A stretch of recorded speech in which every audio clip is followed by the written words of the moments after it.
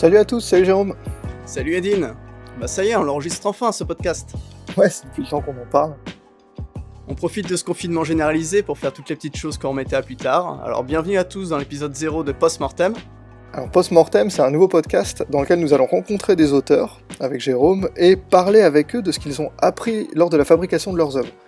On va en profiter pour leur demander de partager leurs ressentis a posteriori sur les choix qu'ils ont faits. Et par a posteriori, je veux dire, on va essayer de parler avec eux d'œuvres qu'ils ont finies depuis un petit moment quand même, pour qu'ils aient le recul suffisant de nous en parler assez librement en fait. Le but c'est de s'entretenir à chaque numéro avec un créateur qui acceptera de partager l'expérience qu'il a acquis tout au long de la fabrication d'un projet. Dans un premier temps, on compte inviter des personnes du milieu dans lequel on baigne tous les jours, c'est-à-dire le cinéma d'animation. Dans un second temps, on s'intéressera à la fabrication d'autres types de créations. On fera sûrement des émissions avec des créateurs de jeux, des musiciens. Ce sera pas de la promo, ni un making-of. En fait, à la fin de la fabrication de quelque chose, on se dit souvent « Ah, ça je ferai plus jamais de la même manière, ça c'était pas mal, ça j'aurais jamais cru que ça prendrait autant de temps. » Bref, on se dit plein de choses et on fait un peu le bilan.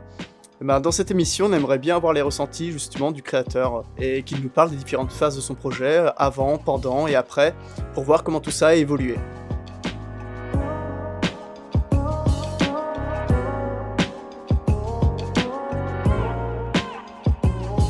Et vous vous présentez même pas? Bah si, là, on va se présenter justement. C'était justement maintenant. Non, moi c'est Edine, ça fait environ 10 ans que je travaille dans le milieu de l'anime, et j'ai eu la chance de participer à un certain nombre de productions. Et voilà, en fait, au-delà des projets en eux-mêmes, j'ai toujours trouvé que c'était hyper intéressant de constater que malgré 100 ans quasiment d'histoire de l'anime, chaque projet a une façon différente de se fabriquer. Et ça peut varier en fonction des personnalités qui sont impliquées dans le projet, de l'histoire qui est racontée, du budget, je sais pas, de l'expérience, ou même d'autres paramètres, enfin plein de choses quoi. Et parfois ça fonctionne bien, parfois ça fonctionne moins bien. Et ce podcast, ce sera un peu l'occasion de faire le bilan de tous ces laboratoires et avec les créateurs directement. Et toi, Jérôme, par exemple, t'as déjà fait 2 post-mortem sur des projets à toi. Je les avais lus à l'époque et c'était super. Enfin, c'était vraiment super cool. Et ça nous a donné un peu l'idée de faire ce podcast d'ailleurs. Et ils sont dispo sur internet, d'ailleurs on mettra les liens. Mais qu'est-ce qui t'a plu du coup toi dans l'objet post-mortem à la base et qu'est-ce que ça t'a apporté et quel retour t'as eu finalement des lecteurs quoi? Effectivement, j'avais écrit 2 articles de type, on va dire, post-mortem, sur le modèle d'un premier article qu'avait publié un ami, Aurélien Regard, sur la fabrication d'un jeu vidéo indépendant. Le premier que j'ai écrit, c'était sur un court-métrage sur lequel j'avais passé plusieurs années, et le second sur un opening de jeu vidéo. On oublie vite les choses après une production, c'était un moyen de, comme tu viens de le dire, de faire le bilan et de remettre un peu les choses en ordre, les étapes telles qu'elles avaient vraiment eu lieu, que ce soit au niveau de la fabrication ou même du transport de l'idée originelle jusqu'à la ligne d'arrivée, où dans mon cas j'étais arrivé dans les 2 fois tout essoufflé.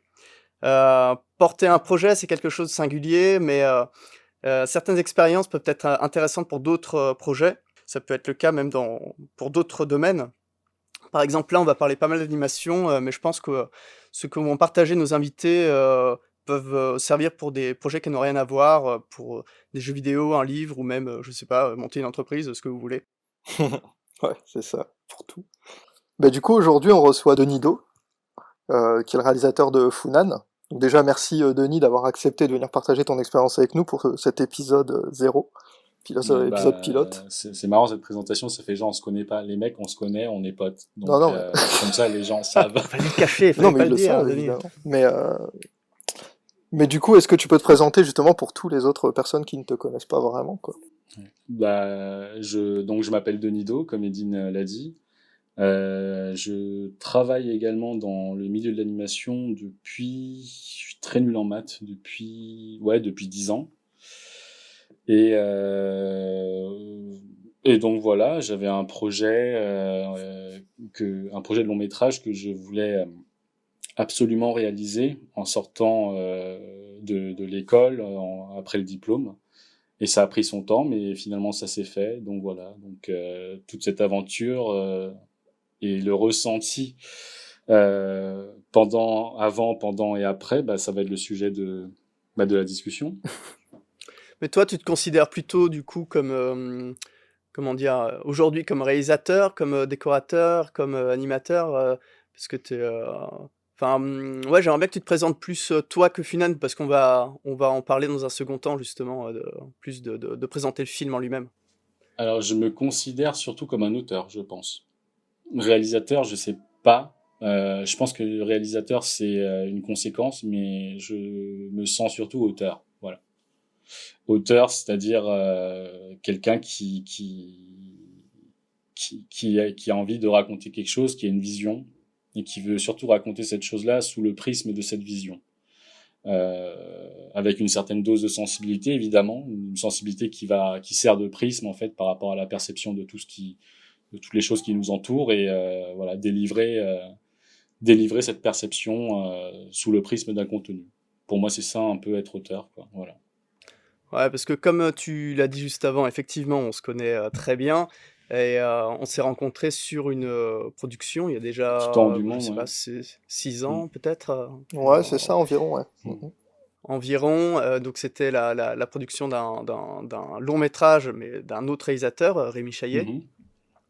Et c'est vrai que, ben, on tisse des liens généralement dans tous les studios dans lesquels on travaille, mais on est vraiment restés amis, après et du coup, on a pu, voir d'assez près, toute la production de ton film, C'est surtout que j'ai passé mon temps à vous saouler avec tout ça.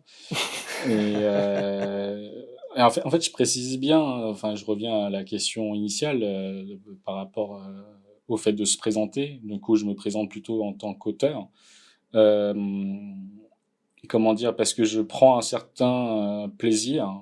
Je me sens très épanoui à raconter ce que je veux raconter et pas forcément à raconter ce qu'on me demande de raconter.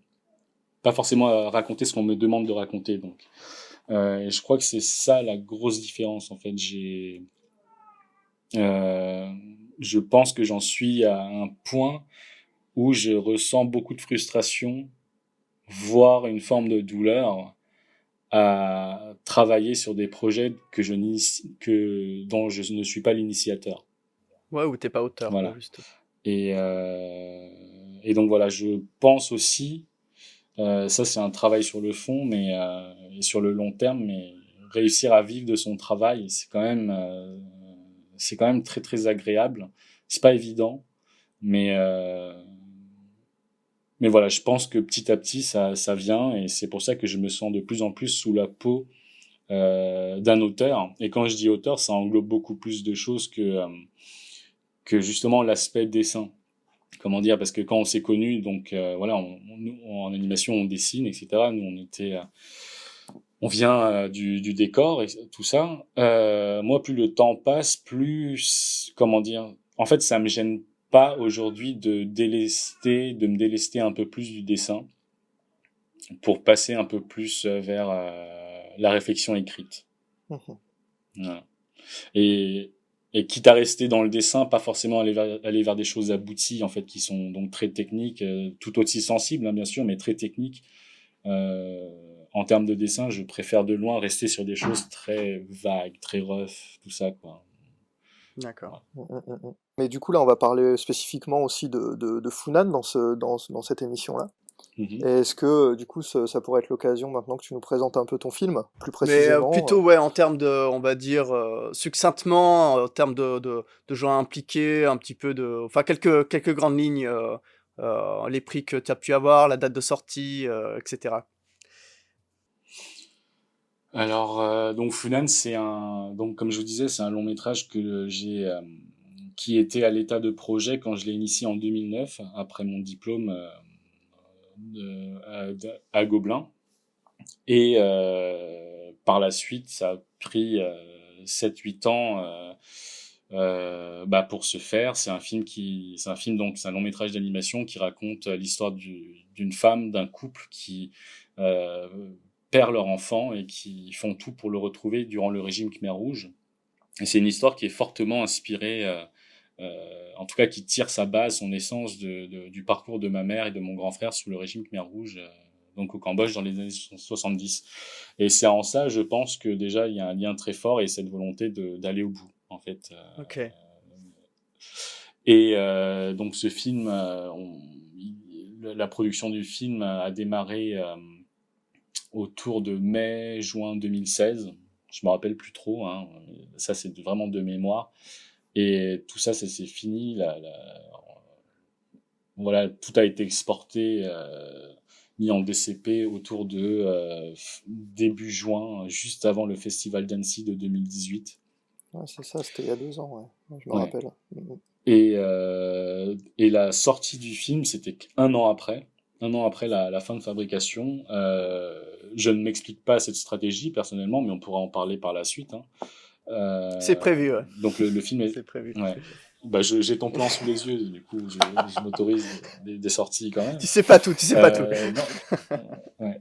Le film est sorti donc le 13 mars, je crois, 2019, c'est ça. Ouais, 13 mars 2019. Euh, voilà, voilà. Ok.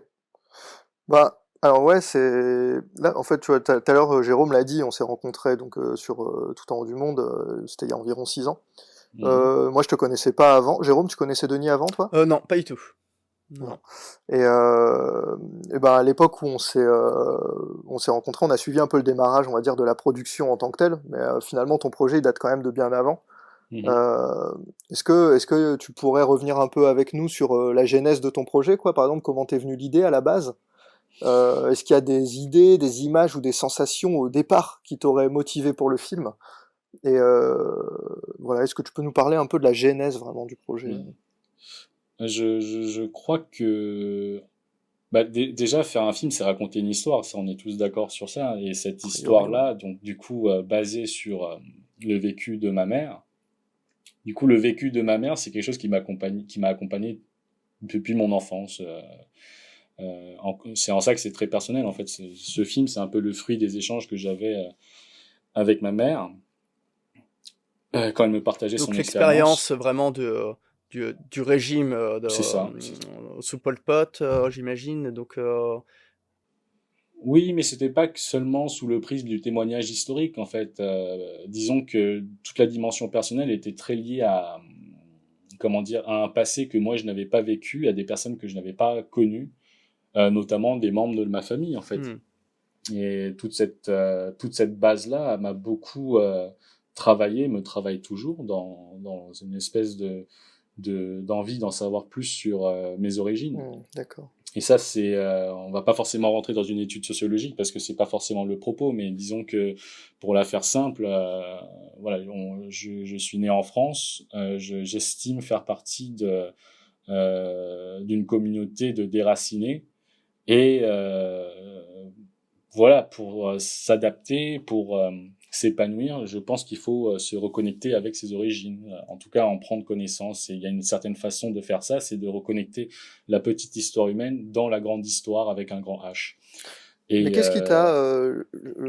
alors, ce parce qui que... s'est Ouais, passé, vas-y. ouais, mais Vas-y, je t'en prie, ouais, Denis. Vas-y. ce qui s'est passé, c'est que voilà, c'était des histoires personnelles et voilà, je pense pas être quelqu'un qui a beaucoup de secrets. J'ai tendance à raconter un peu ma vie à tout le monde.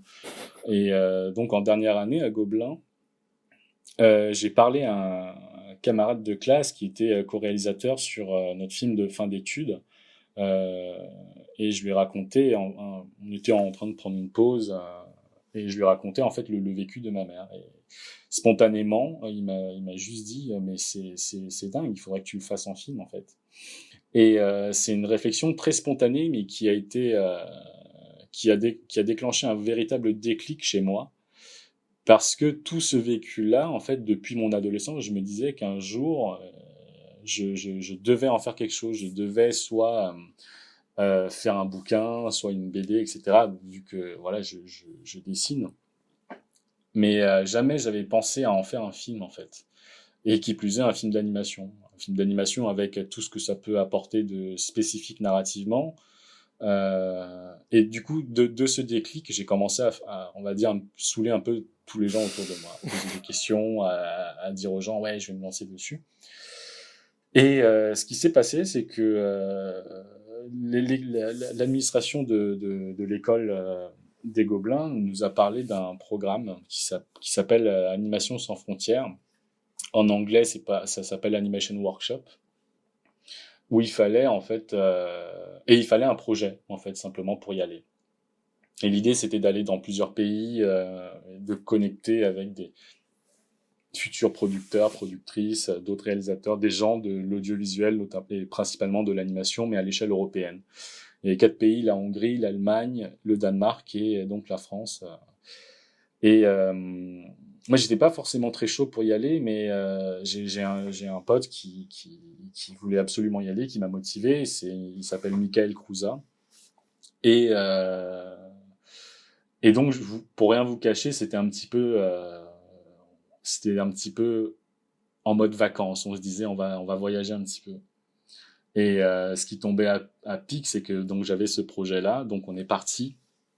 Et au tout début, je savais pas trop vers quoi ça allait nous mener.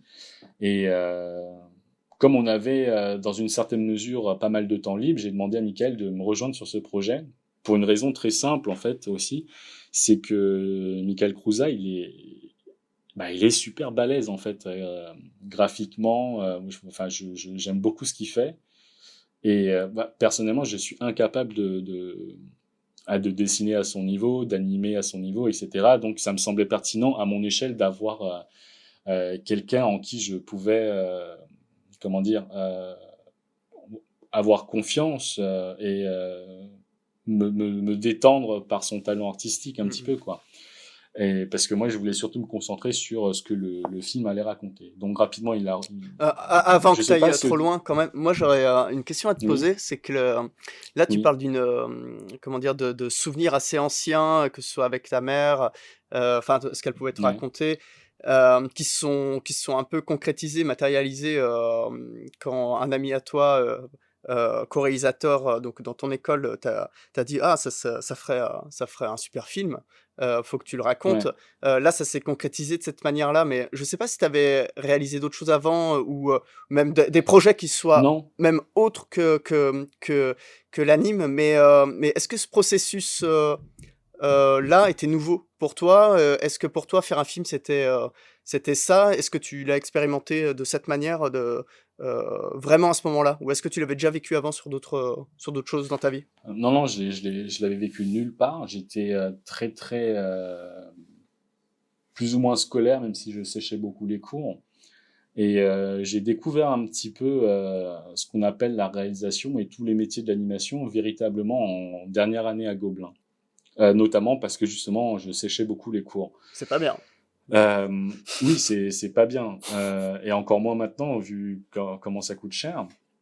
Mais et bref, et c'est vraiment le fait d'être dans le bain, d'être entouré par toutes ces personnes qui, je vais pas dire forcément l'alchimie parce que je pense qu'il y a eu des soucis d'ego par moment aussi pendant la production de ce court métrage, mais de voir l'expérience, les idées, les échanges d'idées entre chacun, je me suis rendu compte que c'était bah, plaisant de travailler sur un contenu commun.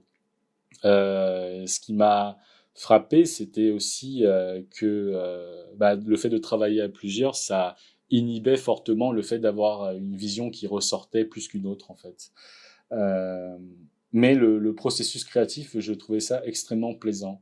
De là à dire que je voulais réaliser, je veux dire, c'était pas du tout le cas. Je ne savais pas ce que je voulais faire dans l'animation à ce moment-là, en troisième année, et ni même en fin d'année. Et l'idée de faire ce film, en fait, c'était tout simple. C'était tout simple. C'est juste que cette histoire, elle est personnelle. J'ai envie de raconter cette histoire et je ne veux pas que quelqu'un d'autre la raconte à ma place. Et quand on est dans ce processus-là, nécessairement, on est amené à réaliser. Le but, c'était pas de devenir réalisateur, parce que et j'entends souvent cette question. Euh, à la sortie du film, on m'a souvent posé cette question, comment on fait pour devenir réalisateur? En fait, c'est une très mauvaise question, en vrai, je pense. Réalisateur, ça ne doit pas être un statut. Ça doit être une conséquence à une envie. Et cette envie première, c'est raconter cette histoire coûte que coûte sous son propre prisme. Hmm. Voilà, Ouais, ok. T'es réalisateur le temps du film, quoi. c'est ça. D'accord, d'accord. Moi j'ai une petite question en plus Mhm. pour finir cette intro. Euh, quand ton pote te dit faut vraiment que tu réalises ce film, Qu'est-ce que tu as en tête précisément? Est-ce que parce que tu te dis ouais après tu dis je vais saouler tout le monde, je vais leur en parler, je vais parler du fait que je vais faire ce film, etc., etc. Euh, Est-ce que tu as eu une image qui t'est venue en tête, quelque chose qui t'a fait te dire ah ça va être un objet cinématographique? Est-ce que tu as eu des qu'est-ce que tu t'es imaginé? Tu t'es imaginé ta mère à l'écran? Tu t'es imaginé qu'est-ce que tu avais en tête à ce moment-là Non, quoi? je me suis pas imaginé ma mère à l'écran, je me suis imaginé son histoire à l'écran. D'accord. Alors, c'était très probablement naïf de penser ça de cette façon-là, parce que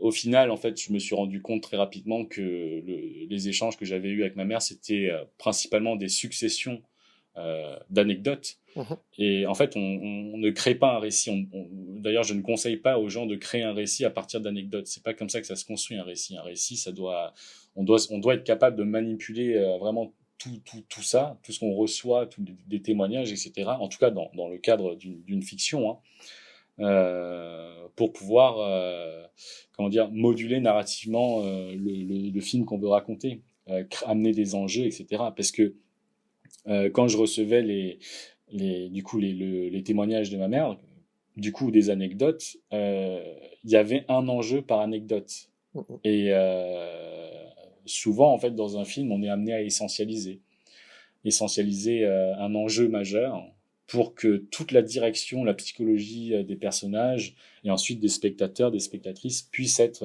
un petit peu drivés par cette problématique principale. Mhm.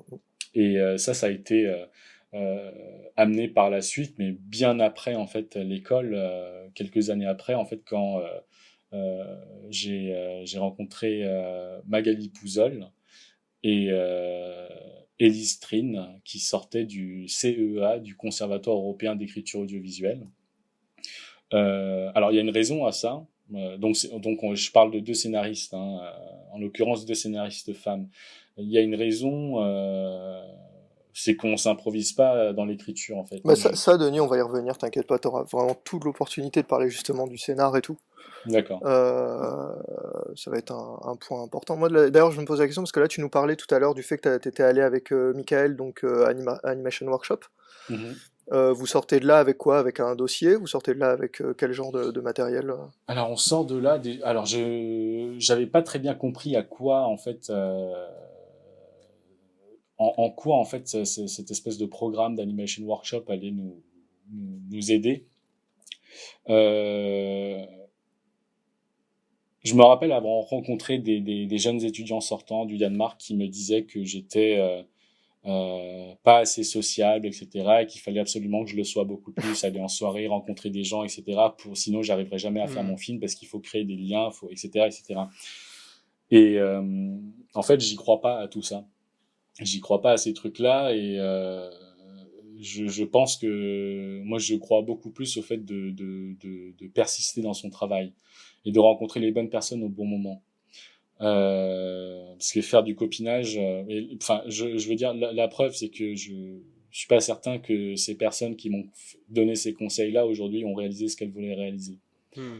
Euh, je veux dire, j'ai pas de temps à perdre. Et pour moi, c'était du temps à perdre tout ça. D'accord. Et par ailleurs, c'est un petit peu craché sur la soupe, mais je pense pas faire partie des gens qui ont eu un ressenti très très positif vis-à-vis d'Animation Workshop. Je sais pas vraiment.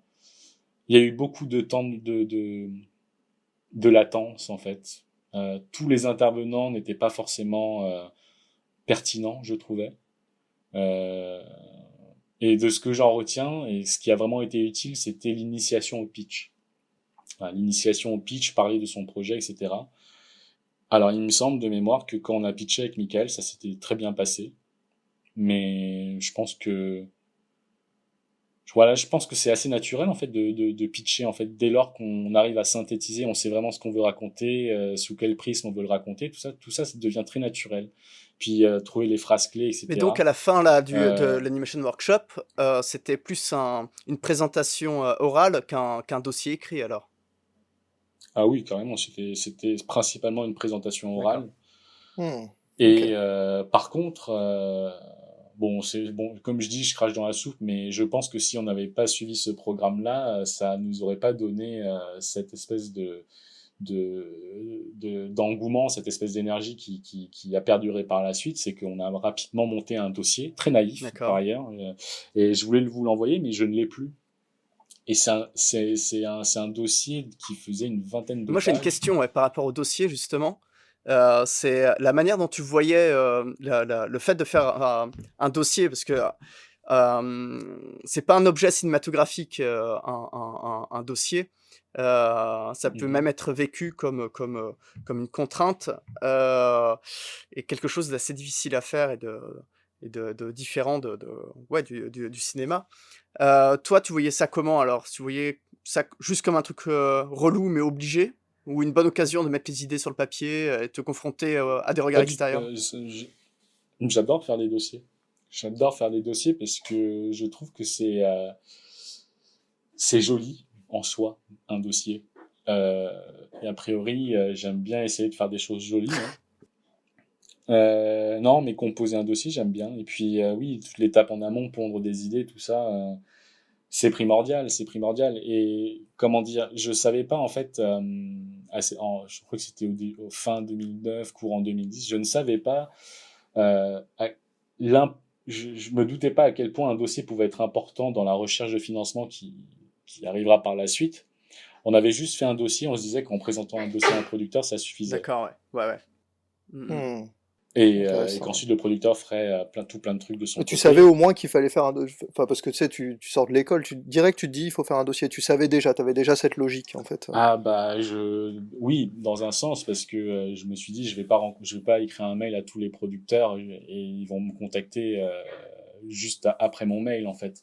Je pense que je me suis disais il fallait absolument que je leur donne des éléments pour les alpaguer avant qu'ils me recontactent.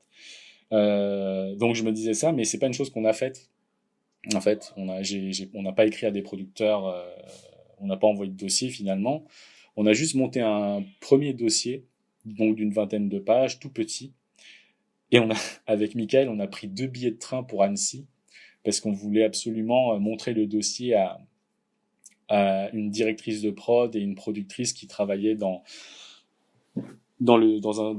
un studio d'animation là où D'accord. j'ai fait mes armes. Et elles ont été toutes étonnées, elles nous ont dit mais vous avez fait tout ça pour ça, etc. Donc c'est dire à quel point on était naïf en fait D'accord. simplement. Et je me rappelle le patron de ce studio était extrêmement bienveillant. Il nous a organisé une session de pitch et il nous a fait un retour assez énorme en fait sur tout le contenu. Et je leur Tom, tu veux dire remercie. que vous les aviez pas prévenus avant d'y aller? Si, mais de loin. Mais je pense qu'elle se disait que qu'on n'arriverait pas à se catcher. Et pareil, elle faisait partie des personnes que j'arrêtais pas de saouler. Et je leur envoyais 2 textos, enfin plein de textos tous les jours. Quand je suis arrivé à Annecy, je leur ai dit vous êtes où? Faut que je vous capte, machin. Et il se trouve que cette directrice de prod, elle est devenue directrice de prod sur le film finalement pendant la production. Et je voulais travailler avec elle parce qu'elle connaissait le projet et puis elle a été extrêmement bienveillante du début à la D'accord. fin. Moi, j'aurais une question, c'est par Voilà. rapport au dossier. Là, tu dis il y avait une vingtaine de pages. Tu pourrais nous dire un peu ce qu'il y avait Mhm. dedans? Oh, il y avait des choses classiques. Il y avait, en fait, il y a comment on a procédé avec Michael, c'est que très rapidement, pendant qu'on était à Animation sans frontières, je lui ai dit ce serait bien que tu pondes 5 visuels clés du film qui pourraient illustrer 5 moments importants du film. Et je lui donnais la liste de ces moments importants. Même sans avoir un scénario écrit, je visualisais déjà ces moments-là parce que je savais que l'histoire allait être basée sur du coup le vécu de ma mère. Et voilà, visuellement donc on avait ça. On a fait des fiches perso aussi. Il y avait énormément de personnages au début. J'avais pas du tout de considération sur l'économie du film.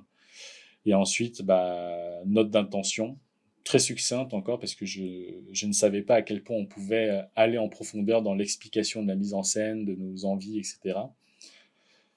Un premier synopsis et un premier découpage d'un pilote. D'accord, d'accord. Il me semblait Donc que c'était important de montrer un découpage storyboard, d'un pilote. d'accord. Ouais. Moi, juste que je comprenne bien, parce que j'ai un petit souci de temporalité, je comprends pas bien quelque chose. Tu Mhm. sors de l'école, tu dis qu'il y a un studio dans lequel tu as déjà fait tes armes, et qu'après tu envoies ce dossier à des personnes que tu as rencontrées dans ce studio. C'est Ouais. c'est quoi? C'est un studio dans lequel tu étais en stage? Comment ça s'est... C'est Enfin, un juste studio, succinctement, hein. c'est un studio qui n'existe plus aujourd'hui, qui s'appelait Neomis. Ok. Et d'ailleurs, je voudrais Donc les saluer anciens la de Disney, mémoire. hein, les Ouais, anciens de Disney France. je voudrais saluer la mémoire de Monsieur Bruno Gometou parce que il a été d'un grand soutien. Et et voilà, c'est lui qui a organisé le pitch au sein du studio et voilà, il m'a remis les pieds sur terre très souvent, euh, avec des phrases très simples. Quand je lui parlais de l'idée de faire ce film, etc. Il m'a dit une chose très simple, c'est que des idées, tout le monde peut en avoir, mais pas tout le monde arrive à les mener à terme. Voilà, ça a été un premier retour très fort qui déjà m'a donné envie de persister, qui m'a fait redescendre sur terre parce que l'idée du siècle, je sais pas si ça existe, Mm, mm, mm. mais voilà, c'est toujours la vision qu'on est prêt à mener qui compte beaucoup plus que l'idée qu'on veut Ok, porter. ok, tout à fait. Et euh, et c'est lui qui comme je lui disais que je me sentais pas non plus scénariste, c'est lui qui m'a conseillé de contacter, qui m'a mis en contact finalement avec le Conservatoire européen d'écriture audiovisuelle. Donc ça a été un homme vraiment déterminant pour ce film. Ok, moi j'ai une autre question, c'est du coup l'état d'esprit dans lequel tu étais avant d'écrire ce dossier et pendant. Est-ce que tu le faisais en te disant que le film allait forcément être mis en production derrière? Ça c'est la première question. La deuxième, ce serait aussi de savoir si tu pensais que ce serait facile et rapide à ce moment-là. Alors j'ai jamais cru ça. Par ailleurs, je pense que j'ai cassé pas mal de sucre, je trouve, sur l'animation sans frontières, mais là, il y a plein de choses qui me reviennent en mémoire. J'ai quand même, C'est ça, c'est le moment des excuses, Denis. ouais, Tu peux C'est allé pas très donc vite je là. faire comme ça. m'excuse. Ouais. Non, non,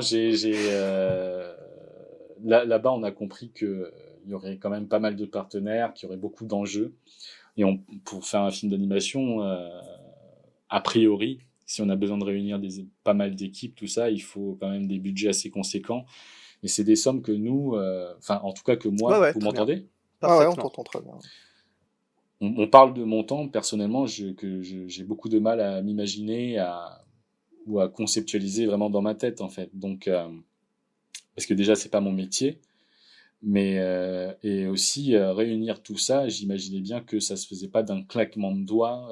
Et quand je dis claquement de doigts, pour être gentil, je parle d'une simple année en Ouais. fait. Et au-delà de ça, je visualisais aussi très fortement les obstacles qui étaient devant nous, notamment le fait que je n'avais rien réalisé Mhm. avant, Mhm, que c'était une histoire complètement originale et personnelle, mhm. et que donc c'est pas une Ouais, ça c'est vrai que dans adaptation l'animation, avec ça un reste assez rare dans les longs métrages, ouais, quand même. Ouais, ouais. tout à fait. Et en plus, on est sur une typologie de film qu'on a tendance à dire pas pour enfants. Et donc, ces trois ingrédients-là faisaient que, voilà, je trouvais ça, D'accord, je t'étais conscient de ça au moment de sortir de l'école, quand tu créais ton dossier, tu te disais déjà que ouais, tous non, ces points-là étaient bloquants, quoi. à la sortie de l'école, j'étais pas forcément conscient de tout ça. Mais j'étais conscient que ça n'irait pas aussi vite. D'accord, ok. Ça ferait pas en un claquement de doigts. Tout ça, j'ai pris conscience de tout ça après les 4 sessions d'animation sans D'accord. frontières. Ensuite, il y a toute la partie développement, l'écriture, tout ça, évidemment, ça prend du temps. Ce que je voulais absolument, c'est qu'on ne signe avec aucun producteur, aucune productrice au début, en fait. J'avais envie qu'on consolide, en fait, cette espèce de sculpture pour qu'ensuite, elle soit tellement en équilibre que aucun intervenant ne puisse mettre son grain de sel au risque de perturber cet D'accord. Bah équilibre. là, tu nous fais une transition parfaite, je pense, Edine. Tu voulais. Ouais, ouais, bah je peux. C'est vrai, parce que là, tu veux faire un film. T'as Mhm. l'idée, t'as la motive, mais on sait qu'un film c'est super lourd. Puis évidemment, comme tu dis, bah il y a plein de personnes qui vont être impliquées dans cette histoire, quoi. Et cette histoire, justement, c'est celle de ta mère. Donc c'est une histoire vraie et super personnelle, quoi. Et du coup, ben ouais, la question c'est est-ce que ça a été difficile pour toi d'ouvrir la porte à des personnes qui allaient devoir donner leur avis, apporter des idées et trouver une place dans le projet, parce que c'est un projet qui finalement est un projet qui arrive à un projet collectif, que ce soit ben, des producteurs, des auteurs, des diffuseurs. Et ouais, et comment t'as abordé du coup ces collaborations et comment t'as vécu voilà cette idée d'ouvrir la porte à des personnes qui sont voilà, pour cette histoire personnelle quoi. Alors, j'ai eu différents retours. Différents retours. Je vais pas forcément citer tous les gens qui m'ont fait des retours par ailleurs, mais quand on a travaillé avec Magali Pouzol, donc la co-scénariste du film, elle m'a très rapidement dit qu'il fallait que je fasse attention à prendre du recul par rapport à l'histoire réelle, que probablement que le film allait prendre pas mal de liberté. Et ça, en fait, j'en étais conscient parce que je savais comme je vous disais, que j'allais pas faire un film avec une succession d'anecdotes. Donc j'ai juste aligné ces anecdotes aux yeux de Magali pour qu'on puisse construire des choses pour le film en fait. Donc ça, j'étais conscient de ça, j'avais pas de problème. Et qui plus est, en fait, elle intervenait du coup en tant que co-scénariste du film et donc vis-à-vis du contenu et vis-à-vis de la légitimité de ce qui se passait à l'écran, tout ça, moi je me portais garant de tout ça. Donc elle marchait pas sur ces plates-bandes là. Pour faire simple et en allant vers l'extrême, je veux dire, un exemple à la con qui ne s'est jamais produit. Hein. Par exemple, c'est juste pour donner un exemple. Elle se permet pas de changer une date, par exemple, si tant est qu'il y avait des dates. D'accord. Voilà. Et ensuite, le producteur, bah, ça a été relativement simple parce que je pense avoir eu, et je pense encore avoir cette chance-là de travailler avec Sébastien Onomo parce que jusqu'à présent, sur les projets sur lesquels on bosse, il m'a jamais mis comment dire, il m'a jamais proposé de modifier des choses pour faire plaisir à tel ou tel partenaire. Ça ne s'est jamais produit en fait. Euh, Ça lui arrive d'évoquer des choses, mais disons qu'en tant qu'auteur, j'ai le dernier mot. Du coup, je sens ma place en tant qu'auteur en fait sur mes projets. Voilà, il y a pas de, je subis pas de pression artistique pour changer des choses pour plaire ou pas à tel ou tel partenaire. Ensuite, Michael Cruza, bah ça, comment dire, je veux dire, c'est facile pour lui de me faire valider des choses. Hein. Tout ce qu'il fait, j'ai tendance à aimer. Donc, non, il travaillait beaucoup à partir de photographies, d'époque, etc. On était parti au Cambodge d'ailleurs. Et donc voilà, moi, je n'avais pas de soucis avec tout l'aspect graphique. Donc finalement, t'as Euh, pas trop eu de moment où tu pouvais sentir que le projet pouvait partir dans des directions qui n'étaient pas compatibles avec l'idée originale que tu en avais. non, du tout. On m'a reproché par un moment, alors des personnes à la base, que j'estimais beaucoup, on m'a critiqué sur ma légitimité à porter ce Ah d'accord. projet-là. On m'a critiqué, on m'a attaqué Mais aussi de quel point de vue sur le fait que je n'avais pas vécu ces événements Ah, et du coup, est-ce que j'avais la légitimité pour en parler? Parce que toi, tu es vraiment né sur le territoire. Je Ouais. suis né à Paris, ouais, je suis né à Paris. Et, et c'est quelque chose que en fait, je l'ai mal vécu, mais pas dans le sens où j'ai commencé à douter de ma légitimité. En fait, j'ai jamais douté de ma légitimité à faire ce film parce que je pense, à juste titre, Hmm. que tous ceux qui sont issus de parents qui ont fui des régimes totalitaires, des génocides, etc., tous ces gens-là portent en eux un Hmm. traumatisme et ont le droit et la légitimité donc de l'exprimer, Ouais, ouais, simplement. c'était plus de la déception alors du coup. C'était de la déception vis-à-vis de cette Hmm. réaction-là. mm, mm, mm, Je cache pas non plus que derrière ce film, il y avait une envie de me reconnecter, en fait, avec cette espèce, on va appeler ça une identité perdue, donc un lien avec la culture khmer. Et on m'a reproché ça aussi, on m'a dit, mais non, t'es français, t'as rien à voir avec le Cambodge, etc. Et je crois et c'est pas quelqu'un qui est de base français qui m'a dit D'accord. ça. Et je l'ai mal pris. Je l'ai mal pris parce que personne n'a le droit de dire à une autre personne ce qu'il ou elle doit être. Mhm. C'est aussi simple que ça. Tout à fait. Ouais, donc tu as quand même eu des oppositions. Mm. Après, c'est normal, un Mm. projet qui devient un public, tu commences à avoir, surtout sur des thèmes comme ça. C'est ça. Ouais, c'est intéressant. Mais d'ailleurs, moi, il y a une chose qui m'interroge, parce que c'est vrai, on parle beaucoup de Michael, on parle beaucoup de Magali. À l'époque, enfin à l'époque de Tout en haut du monde, quand on s'est connus, je me rappelle Mm. que quand tu m'avais dit que bah, c'était pas toi l'auteur graphique, Mhm. je me rappelle qu'à l'époque c'était quelque chose qui m'avait interrogé. Je me demandais pourquoi, alors que tu es toi-même dessinateur, tu sors d'une école d'anime et tout, à quel moment tu t'es dit que t'allais pas gérer l'aspect graphique? Pourquoi t'as fait ce choix-là précisément? Et comment t'as choisi que ça allait être Mika en fait? Voilà.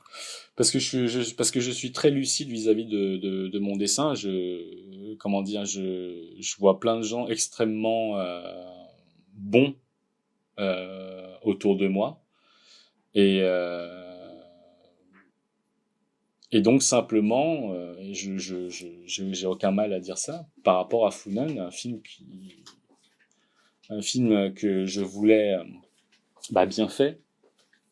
Je voulais le meilleur de ce que je pouvais avoir en fait. Et en plus d'être bon, Mick c'était, enfin c'est un pote, donc c'est très normal que je lui demande ça. Et en fait, j'avais pas mal, enfin, il le sait pas, mais j'avais assez peur qu'il largue le projet en cours de route parce que ça pouvait prendre du temps, etc. Il l'a pas fait, donc c'est cool, quoi. Ok. Et pour l'aspect littéraire, c'est un peu la même chose. Comment t'as décidé d'avoir une collaboration avec une Bah co-auteur? Et surtout, simplement, comment t'as choisi Magali précisément? Tu vois, ouais. quel a été le processus pour choisir Magali, par exemple? Je voyais de très loin en fait comment un scénario ça pouvait se mettre en place, etc. Mais il y a toute une dimension technique que je ne connaissais pas. Et puis surtout avoir un regard extérieur en fait, un regard extérieur pointu. J'avais fait passer un casting. Donc j'avais écrit à cette école, le Conservatoire européen d'écriture audiovisuelle. J'ai pas mal je crois que j'avais rencontré 5 ou 6 étudiants sortants. J'ai pris la peine de rencontrer des étudiants hommes aussi, mais malheureusement pour eux, en fait, dans ma tête, je savais que je voulais travailler avec une femme. Alors, il y a une raison pour ce choix-là, c'est que le film allait être très centré sur un personnage féminin. Et là, tout à l'heure, je parlais de légitimité, mais quand bien même ce personnage pouvait être inspiré de ma mère, j'étais très mal à l'aise dans l'idée de d'écrire ses réactions, d'écrire moi-même en fait ce qu'on appelle la maternité, ses rapports qu'elle pouvait avoir dans son couple, etc. Et donc il me semblait évident que je voulais Ah, travailler avec t'essayais une de trouver femme. ce qui te manquait à toi, ouais, j'imagine. Ouais. Et, euh, et il se trouve que donc j'ai rencontré Élise Trine d'abord. Et elle m'a posé une question, elle m'a demandé mais pourquoi t'écris pas, tu demandes pas aussi à quelqu'un d'autre encore. Et ça m'était pas venu à l'esprit, du coup, et il restait une autre personne à voir, c'était donc Magali Pouzol. Donc on s'est vu. Elle a eu des problèmes de déménagement, je crois, du coup c'est pour ça que ça a pris autant de temps pour se voir. Mais on s'est vu et bizarrement, elle m'a fait la même remarque. Et du coup, je leur ai proposé à toutes les deux de participer à l'aventure. Élise, parce que j'avais le sentiment qu'elle avait, comment dire, une sensibilité dans la dimension psychologique, etc., qu'on aurait pu explorer euh, dans le film. Et puis, je pense qu'elle est comme moi, elle est d'origine vietnamienne, on a un côté on a un côté déraciné, voilà. Donc, on avait ça en commun. Et ensuite, Magali, je la sentais très très sensible au parcours des personnages, au rapport que les uns pouvaient avoir avec les autres, etc. Et, euh, et donc voilà, ça s'est fait comme ça. Mais bon, après, malheureusement, en cours de travail, quelques temps après, on s'est séparé d'Élise parce que, souci d'incompatibilité en termes de sensibilité de narration. D'accord. Voilà. Moi, par rapport au scénario, j'aurais une petite question. C'est Mm. avant que, on va dire que quelqu'un de plus professionnel arrive sur le projet, qu'est-ce que tu avais en main au niveau du scénar? Est-ce que tu avais juste un synopsis? Tu avais l'histoire, on va dire, peut-être pas super bien écrite, mais le début, le milieu, la fin? Qu'est-ce que tu avais en main à ce moment-là? J'ai pas fonctionné en début, milieu et fin. En fait, j'avais pas écrit j'avais écrit un truc qui pourrait s'apparenter à un traitement, mais qui est très lié aussi à de la recherche documentaire. C'est-à-dire que après, j'ai fait un voyage avec ma mère au Cambodge. On a rencontré des gens qu'elle connaissait, qu'elle avait pas vus depuis une trentaine d'années. D'ailleurs, en termes d'émotion, c'était vraiment très fort, hein, entre ma mère et ces personnes. Et on a passé plusieurs jours à décortiquer en fait les anecdotes que ma mère m'avait D'accord. partagées. Et ces personnes-là m'ont aidé à recoller tout ça dans un ordre chronologique en fait. Et ce que j'ai écrit, comment dire, c'était un petit peu l'assemblage de tous ces événements dans un certain ordre, dans un certain, allez, on va dire rythme, en espérant que ces éléments-là allaient pouvoir être utilisés tels quels ou légèrement modifiés dans cet ordre-là dans le film. Il se trouve que tout ça, ça a servi, mais ça a servi, comment dire, comme base pour Ouais, construire le comme film. matériau. Ok. Voilà, voilà, c'est Ok. ça. Euh, Ok. Et est-ce que d'ailleurs ces choix de faire appel à des co-auteurs, est-ce que c'est quelque chose que tu envisages de faire à nouveau? Ou est-ce que c'était pour toi vraiment lié à Funan, à ta première expérience? Ou est-ce que tu en tires une idée que c'était vraiment mieux en fait de travailler à plusieurs, quelle que soit l'expérience? Qu'est-ce que t'en penses maintenant de cette idée, de cette façon d'avoir travaillé? Je vais continuer comme ça, je pense. J'explore d'autres pistes entre guillemets. Et je vous ai dit, hein, il y a toujours des gens super balèzes graphiquement. Donc là, je travaille avec quelqu'un d'autre qui s'appelle David Dubray. Et je travaille également avec une autre co-scénariste qui, voilà, sur un autre projet actuellement. Euh, Il y a un projet où je suis en train de tout faire, voilà, en tant qu'auteur tout seul parce que voilà, le contenu est plus, c'est un moyen métrage, il y a beaucoup moins d'enjeux, etc. Et c'est peut-être poétiquement plus personnel, ok. voilà. Donc là, je me permets d'être tout seul, mais je trouve qu'il y a un avantage simplement artistique de travailler avec plusieurs auteurs. C'est que voilà, on bénéficie de plusieurs points de vue. On touche à des choses qu'on n'aurait pas pu faire soi-même, auxquelles on n'aurait pas forcément pu penser soi-même. Et il y a forcément du bon qui en découle, forcément. Et puis moi, ça me permet aussi de penser à autre chose aussi, quoi, de bosser sur plusieurs projets en même temps et pas que sur un seul. Ok, Ok. ok. Une petite question encore. Donc là, tu nous parlais de ton dossier de 20 pages. Mhm. Euh, alors, donc tu nous disais que tu l'as montré, que ça t'a permis d'avoir des retours. Mhm. Euh, une étape qui arrive un peu plus tard, ça va être l'étape du pilote. Est-ce que pour arriver à cette étape-là, vous avez dû refaire le dossier? Est-ce que ce premier dossier, en fait, il vous a servi à aller jusqu'au pilote ou comment ça s'est passé? Combien Pas de du tout, versions? Enfin, à pas ce du tout. moment-là, ouais. Pas du tout. On a fait, je vous ai envoyé un dossier intermédiaire, en fait, qui doit être le deux ou troisième dossier qu'on a fait, en vrai. Ouais. Mhm. Parce que les tout premiers, je les ai D'accord. plus. On en avait fait un d'une vingtaine de pages pour alpaguer des équipes de production. Ouais. Et ils nous ont organisé un pitch, mais avant le pitch, on a fait du zèle, on a fait un dossier d'une centaine de pages. Une centaine. Ah oui. Ouais, de notre côté tout seul, quoi. Et j'y suis allé à fond, j'ai commencé à décrire chaque personnage, comment chaque personnage devait être animé Ok. par rapport aux intentions, à leur personnalité, etc. Et D'accord. évidemment, c'est une chose qui réclame beaucoup qui nécessite beaucoup économiquement lors de la production d'un film. Ça a jamais pu se faire, en fait, quoi. Mais voilà, très naïf. Mais je pense il faut sa dose de naïveté pour faire des choses.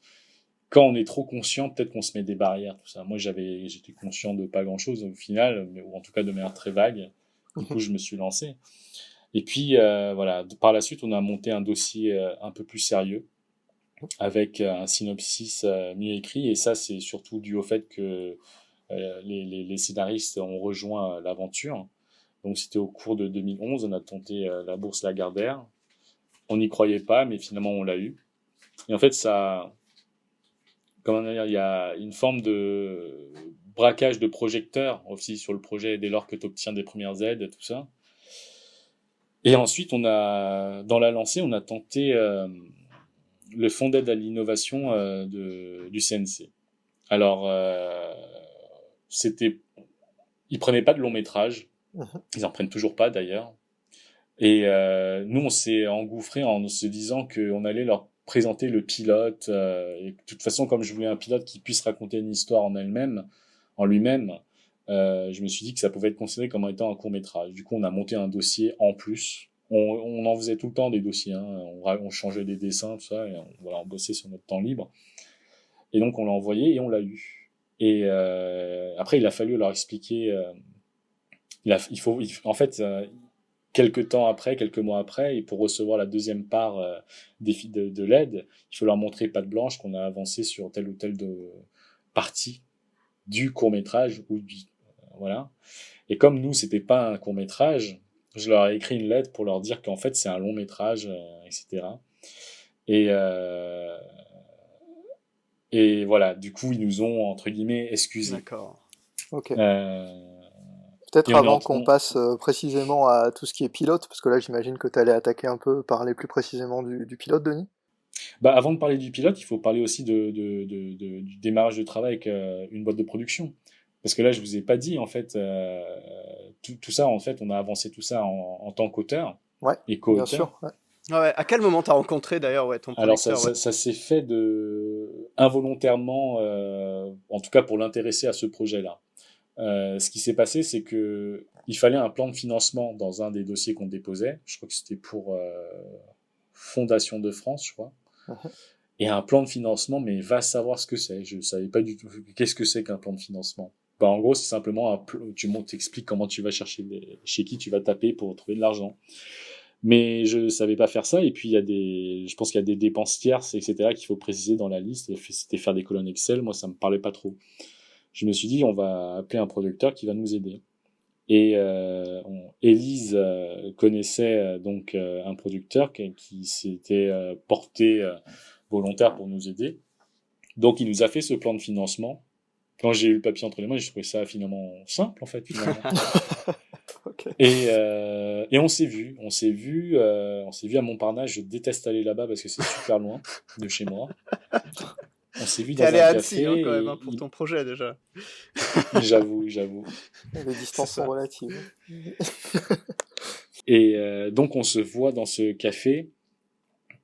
Et donc, je lui demande son aide pour le plan de financement. Et il me demande, et tu me parles du projet ou pas? Je lui fais, j'ai pas du tout prévu ça, en fait. J'ai pas du tout prévu de te le pitcher, en fait. Il me fait, mais moi, ça m'intéresse et tout. J'ai bien envie de savoir ce que ça raconte, quoi. Du coup, je lui en ai parlé. Et il se trouvait que j'avais quelques visuels sur mon téléphone. Et puis, quelques temps après, il m'a envoyé un texto pour me dire qu'il voulait le produire. Et je lui ai dit pas tout de suite parce que nous on veut avancer des trucs encore, on a envie de rencontrer d'autres producteurs et on en a rencontré d'autres. Et ce qui m'intéressait chez ce producteur, donc Sébastien Nomo, c'était sa jeunesse. C'était qu'il n'avait pas produit de long métrage d'animation avant, qu'il démarrait sa carrière aussi à l'époque. Et je suis pas à regarder le CV des gens, je suis surtout sensible à l'envie des gens de travailler ensemble, d'avancer quoi. Voilà. Et lui, il avait il avait la hargne. Et du coup, on a signé, je crois, en septembre 2012. Et c'est là qu'on a commencé à monter un vrai dossier, un premier vrai D'accord. dossier, avec des éléments artistiques un peu plus poussés. Et la production, de son côté, a commencé à avoir des documents de production, filmographie, les plans de financement, dépenses, etc. Et on a commencé à chercher des financements spécifiquement pour le développement et Donc le là, un petit pilote. point chronologie, t'es sorti des Gobelins vers 2008-2009. Tu as, enfin de l'école, je veux dire, 2009. de 2008-2009. Ouais. Direct, t'as commencé à bosser sur ce projet, et là, on est en 2012 là. Et là, on est en 2012, ouais. Ok. D'accord. Peut-être avant de passer au pilote, on peut faire une petite pause musique. Parce que Denis, tu nous as envoyé pas mal de musique, que ce soit des musiques que tu écoutais pendant la prod et tout. Ouais, vous m'arrêtez pas, hein, Euh, parce que j'écoute, enfin, ça va dans tous les sens. Ouais, ouais, bah, c'est pas grave, c'est cool. Là, tu nous as envoyé Oulan Touya en premier. Et c'est quoi cette musique Alors, j'en sais rien. C'est YouTube qui proposait à D'accord. l'époque. Et je suis tombé sur cette chanteuse qui chante, il me semble, une chanson plutôt en mode propagande. Parce qu'en fait, je crois que c'est une chanteuse tibétaine. Et la chanson, c'est genre, regardez vers Beijing, c'est de la balle, je sais pas quoi. Beijing qui est la capitale de Chine, donc. Et puis je crois qu'il y a des drapeaux chinois aussi dans D'accord, le clip, d'accord. je sais pas quoi. Donc YouTube savait que Et tu travaillais sur Finale déjà. je ne sais pas. En tout cas, c'était une des propositions. Je l'ai passé, j'ai bien kiffé et ça a tourné en boucle pendant quelques moments. Mais ce film n'a pas du tout influencé, ou en tout cas, si c'est le cas, c'est juste inconsciemment. Ok. Bah vas-y, on la met, hein, c'est parti. 蓝的天上飞雄鹰，我在高岗眺望北京，侧耳倾听母亲的声音，放眼欲穿崇山峻岭，绿波波的草场骏马行，我在草原歌唱北京。谁的眼睛掠过了风景，迎风高唱五星红旗。我站在草原望北京，一望无际国泰安宁，唱出草原的豪情和美丽，让这个生回荡自己。我站在草原望北京，青青山岗心旷神怡，让心放飞这喜悦的心情，吉祥彩云献给你。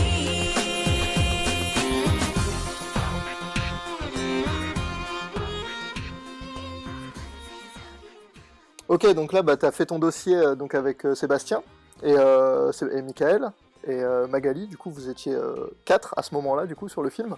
Vous étiez que 4, ouais. Vous avez fait le dossier. Du coup, l'aide au pilote, c'est CNC, c'est ça?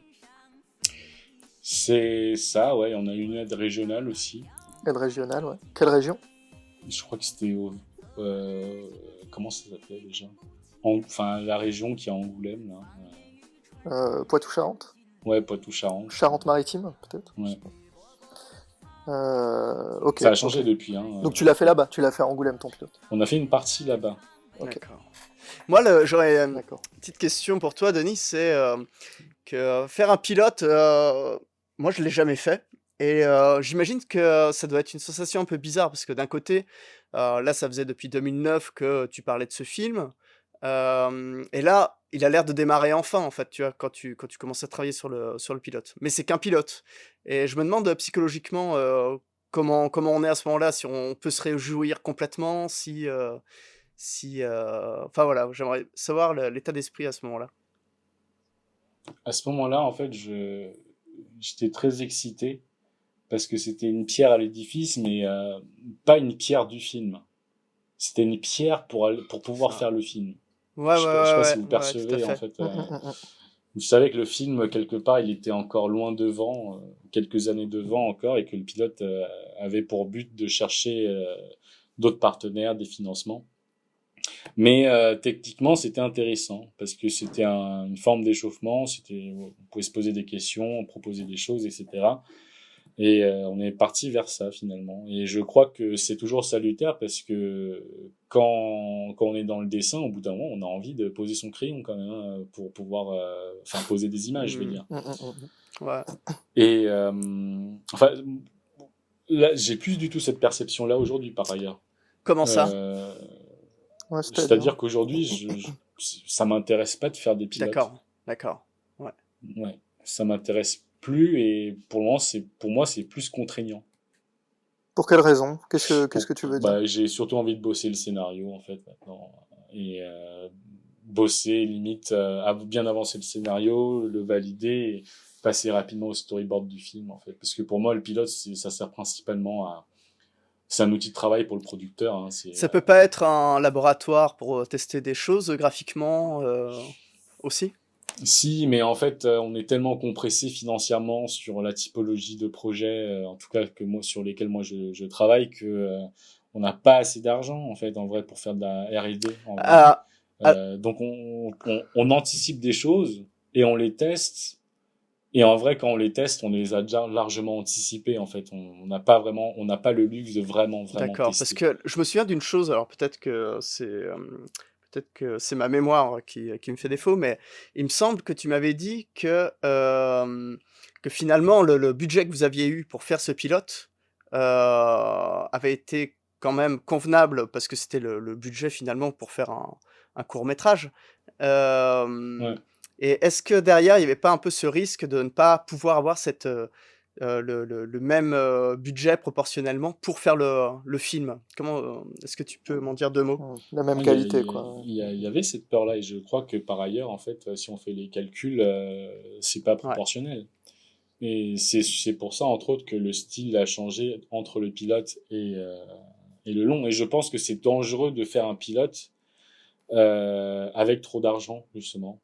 Parce que mieux vaut avoir les bonnes contraintes quand on prévisionne correctement en fait le budget final du film, parce que sinon on se permet plein de choses qu'on pourra pas faire en fait sur le film. Et comme on peut pas faire quelque chose, comme on peut pas faire ce qu'on a fait sur le pilote, bah le film est toujours en développement en fait après le pilote quoi, ouais, graphiquement. ouais, ouais. Et le pilote a servi il sert à chercher des financements, mais pas à répondre aux questions artistiques qui vont servir pour le film. Du coup, comment t'as décidé ce que tu comptais mettre dans le pilote comment... Alors on a fait une réunion un petit peu avec Michael et Magali. Ils avaient leurs idées, etc. Moi, j'étais arrivé avec une structure et on a passé toute une journée à se prendre la tête. Et finalement, en fait, Magali, elle a inversé un truc, le début et la fin, et voilà, c'était le D'accord, pilote. d'accord. Mais vous aviez tous en tête de faire... Parce que ouais, c'est une question. C'est-à-dire que quand vous arriviez, vous aviez en tête chacun de faire une espèce de... Enfin, comme un court-métrage, ou alors comme une bande-annonce d'un film qui n'existe pas encore. C'est quoi que vous aviez en tête à ce moment-là? Comment vous avez abordé le C'est un truc? petit peu les deux. Alors, dans la notion de bande-annonce, moi, c'est le côté alpagan. C'est qu'à la fin du pilote, il faut que les gens aient envie du film un Mhm. petit peu, se posent des questions, et voilà. Et pour le côté court-métrage, ce que je disais tout à l'heure, c'est que je pense en fait, en tout cas, quand je fais un truc, j'aime bien que ça se suffit. C'est-à-dire qu'on voit le truc, on n'a pas besoin de voir la suite, la fin, on comprend le propos. Et donc, le pilote, j'ai voulu le penser d'un peu de Donc cette comme un façon. objet qui aurait pu Euh, se suffire à lui-même, tu veux dire? C'est ça, c'est-à-dire qu'en regardant le pilote, bon, évidemment, on connaît pas le nom des Ouais, personnages, ouais. etc., mais on comprend ce qui leur arrive, voilà, tout D'accord, simplement. d'accord. Mhm. On mettra le pilote en lien d'ailleurs, il est disponible. Hein. Il est disponible sur internet, Denis, ton pilote. Ok. Ouais, ouais. Et d'ailleurs, ouais, est-ce que tu as pu y mettre tout ce que tu voulais dans ce pilote? Alors, alors, faut savoir un truc, c'est que pourquoi on s'est pris la tête en une journée pour tout repenser, c'est qu'en fait, j'étais parti sur un autre pilote au début, bien plus long, plus complexe, et il se trouvait que ça coûtait trop cher, et une semaine avant le démarrage de la production du pilote, il a fallu tout repenser. Et donc, il a fallu que je liste exactement ce que je voulais mettre en avant. Et c'est comme ça que la dernière version du pilote, de l'animatique du pilote, a émergé, Et simplement. t'as des petits regrets, des petites choses que t'as pas pu y mettre ou pas vraiment? Non, non, non, non, non, non. Parce que, comment dire, je pense que voilà, on apprend de la contrainte aussi, hein. Et notamment, ce qui coûtait très cher, très, très, très, très cher dans, dans la, dans les toutes premières versions que je voulais, c'était la notion de foule. C'était la foule. Mhm. Moi, j'avais vraiment envie de montrer le côté exode, le côté exode, et Ah, voilà, Funan c'était pas commence comme ça, hein, possible. d'ailleurs. Enfin, le film, il commence avec une foule. Alors oui, mais montrer d'une certaine façon. Ouais, Montrer d'une certaine façon, et en fait, à partir du pilote, j'ai commencé à me dire, il y a peut-être des choses qu'on n'est pas nécessairement obligé de montrer, mais en fait, vis-à-vis d'un contexte, en fait, tout ça passe en termes d'information et les gens le comprennent. ok. de là naît un petit peu la perception, Petite voilà, question ouais. sur parce que tu disais qu'aujourd'hui ça te saoulerait, enfin ça te saoule les pilotes, tu préfères passer ton temps sur le scénar, etc. Petite question par rapport à ça, est-ce que tu vas quand même être obligé d'en faire parce que de toute façon un pilote c'est obligatoire pour vendre le projet? Mhm. Comment tu comptes faire? Est-ce que tu comptes faire des pilotes beaucoup plus courts ou alors enfin que c'est quoi comment t'envisages un peu la chose à partir de maintenant? Bah, on est en train d'en finir un là justement. D'accord. On est en train d'en finir un pour un prochain projet de long. Donc oui, moi quand je dis à mon producteur que ça me gave un peu de faire un pilote, il me dit qu'il faut passer par là. Voilà.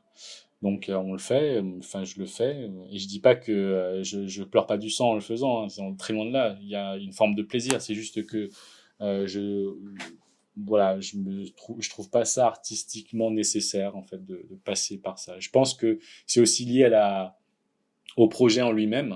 Peut-être que sur un autre projet très différent, je ressentirais le besoin, je sais pas.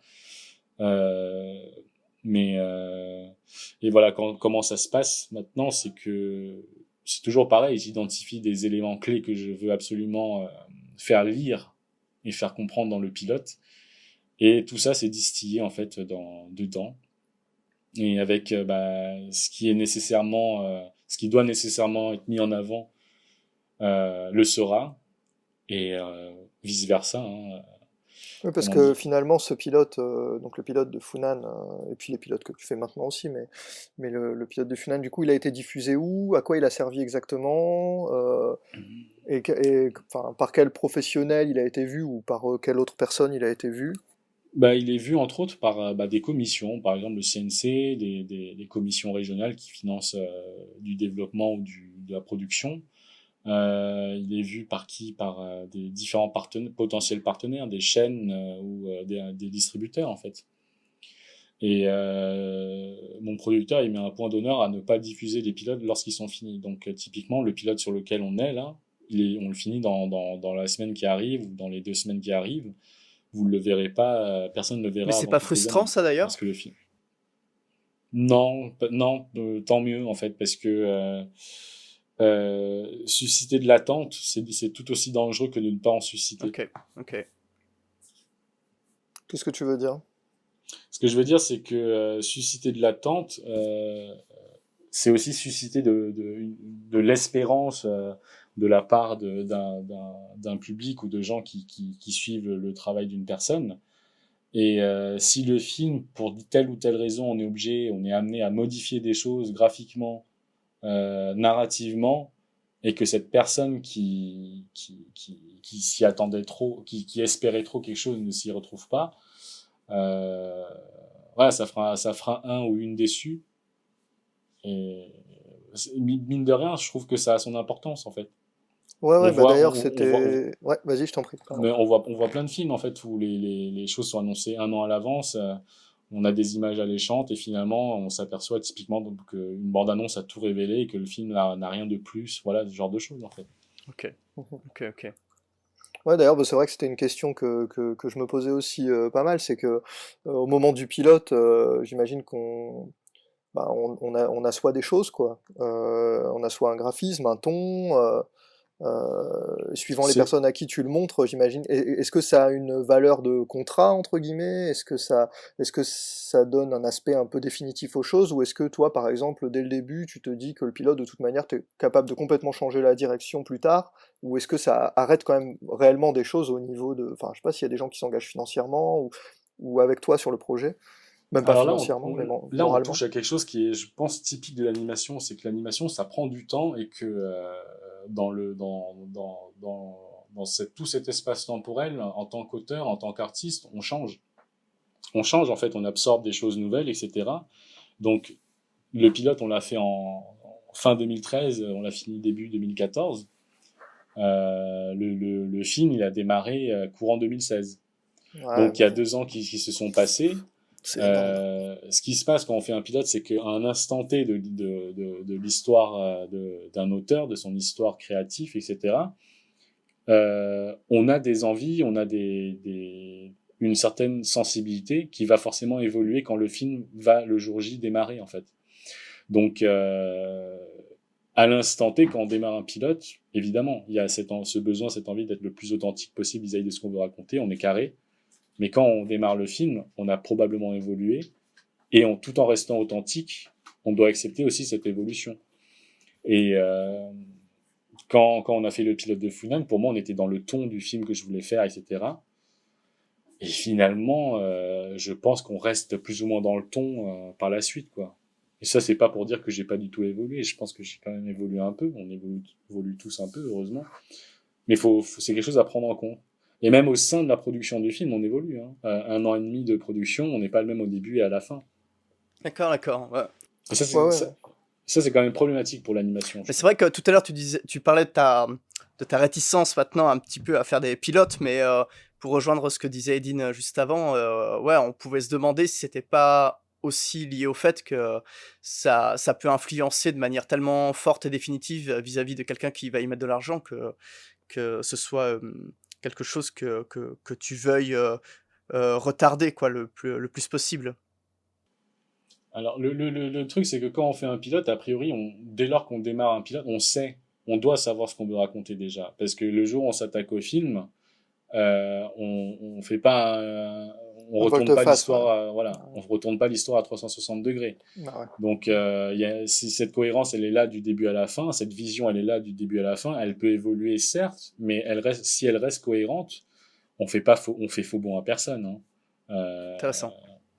Si après le pilote, on a envie de faire un autre film, là c'est dangereux. De toute façon, je pense qu'un producteur qui se respecte doit être présent aussi à ce moment-là pour expliquer à l'auteur que là, il y a un problème. Là. Moi, j'avais une question aussi par rapport au fait que finalement, ce pilote, c'était ta première réalisation seule, parce qu'on peut dire que tu as réalisé des films au Gobelin, à l'école, mais peut-être à plusieurs.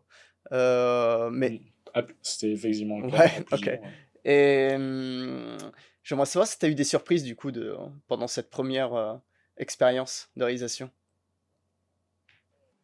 Si quelque chose te vient en tête. Alors, il faudrait que tu sois plus précis parce que j'ai l'impression. Je sais pas, quelque chose qui s'est pas passé exactement comme tu le pensais, ou que quand on est à l'école ou quand on vient de sortir, on peut avoir une vision un petit peu romantique, on va dire, de l'auteur, de la réalisation.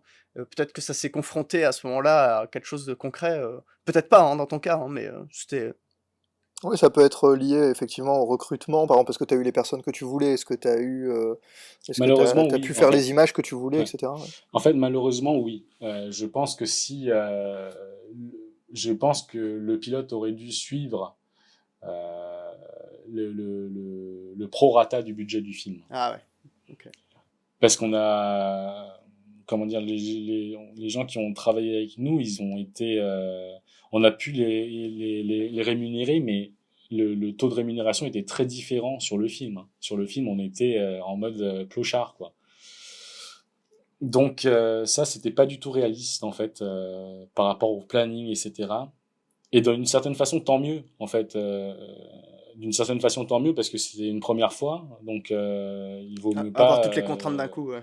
Enfin, toutes les complexités d'un coup. Okay. Ouais. Mais ça a été très très différent par la suite sur la version longue. Mais d'accord, mais par rapport au fait d'avoir à gérer d'autres personnes, non, etc., il n'y a pas eu vraiment des choses auxquelles tu ne t'attendais pas Okay. Non, pas forcément de problématique à ce niveau-là. Et à l'avenir, et d'ailleurs on l'expérimente sur le pilote qu'on est en train de faire aujourd'hui, là, on a réduit de moitié les équipes. D'accord.